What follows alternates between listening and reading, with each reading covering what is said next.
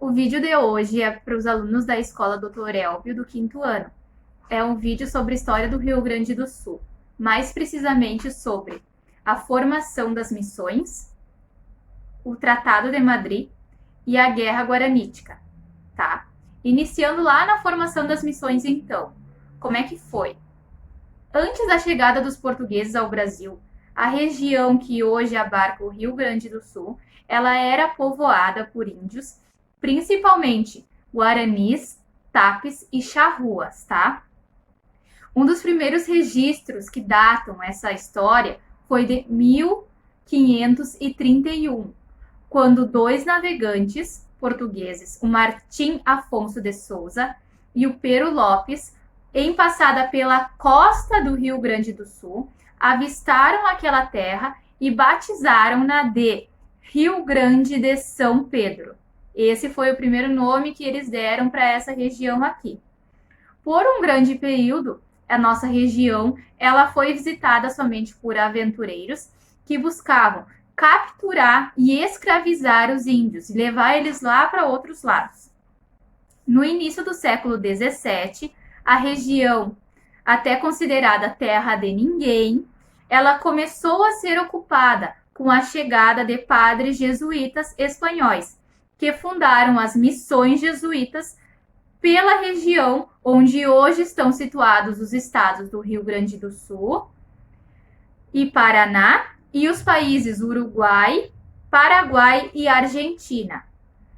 Essas missões foram resultado da estratégia do governo espanhol para a colonização da região na América Espanhola.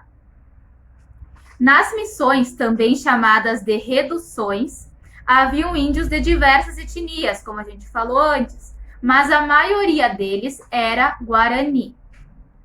Esses jesuítas chegaram na região com o objetivo de catequizar e civilizar, a gente coloca entre aspas o termo civilizar aqui esses índios, sobre a autoridade espanhola.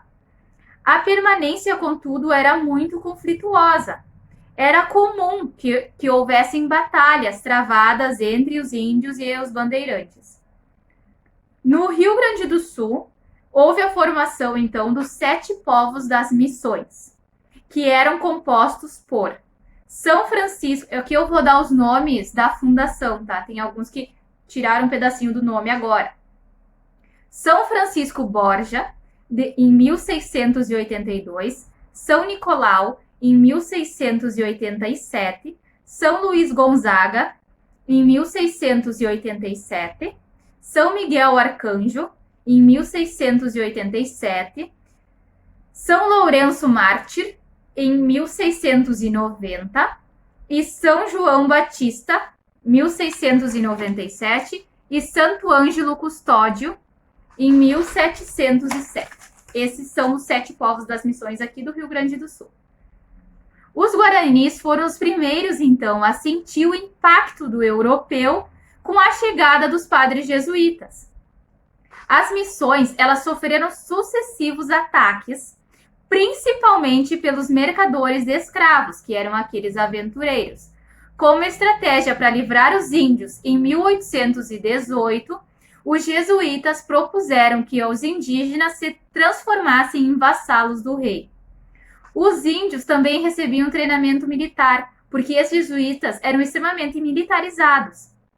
A estratégia foi aplicada porque a área não estava demarcada de maneira clara. Então, ela era alvo de disputas entre as coroas portuguesa e espanhola a todo momento.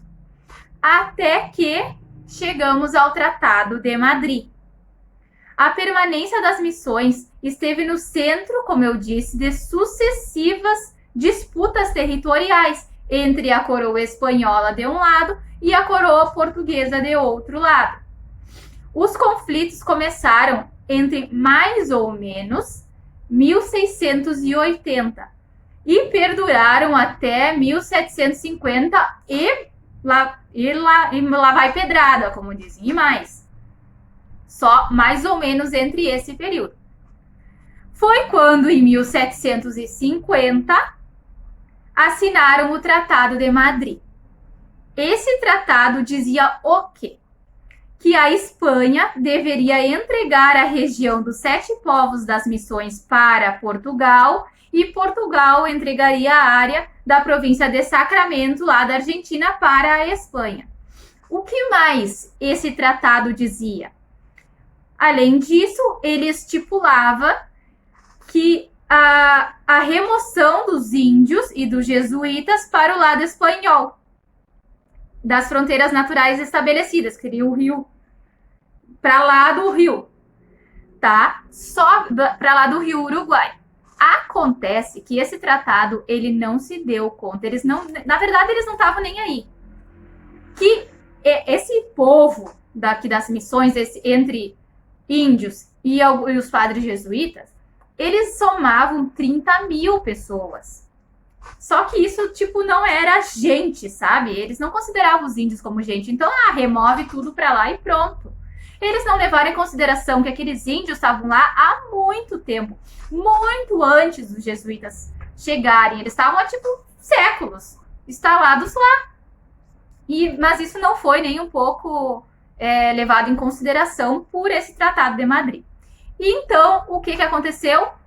Resultou na Guerra Guaranítica. O que foi, então, isso? Os indígenas ficaram contrariados com os termos desse Tratado de Madrid e não aceitaram sair do seu território, porque, na verdade, aquele território sempre foi deles, né?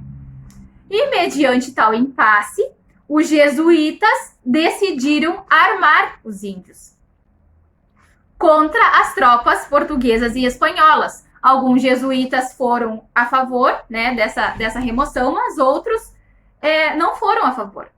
Lembrando que a gente deve lembrar aqui que esses jesuítas, apesar de alguns seres espanhóis, eles respondiam diretamente a Roma, era a Igreja Católica, eles respondiam a Roma.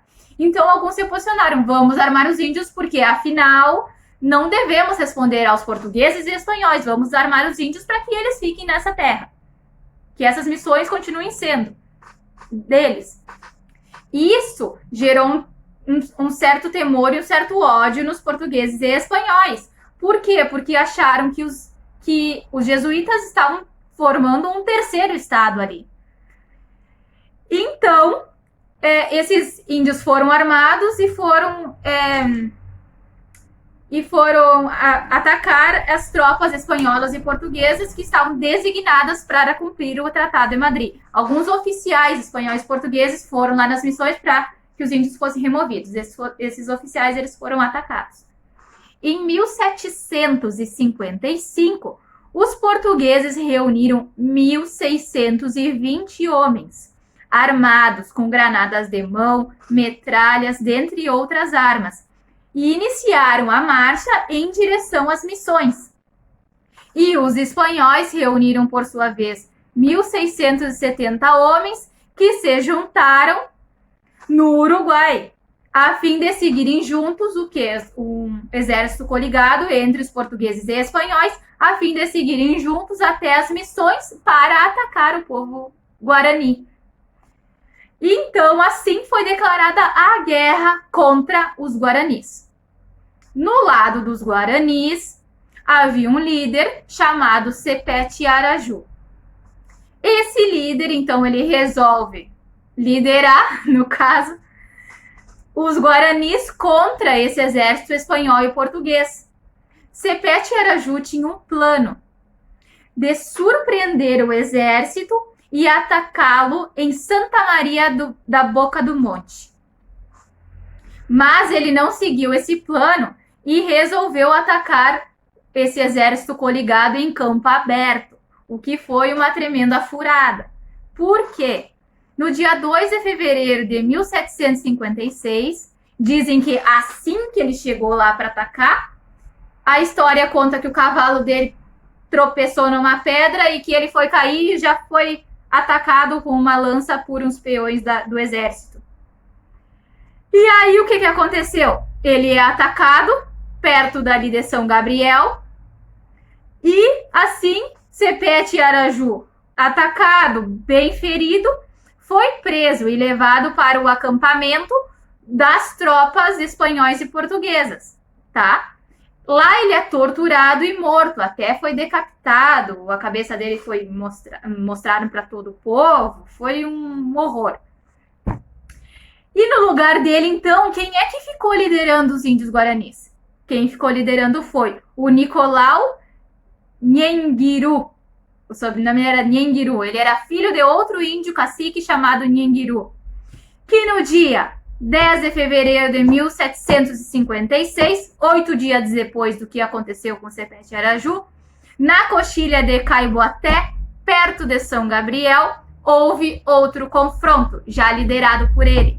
Os portugueses e espanhóis nesse confronto mataram em menos de 2 horas, alguns historiadores dizem que em menos de 1h30, mataram 1.350 índios.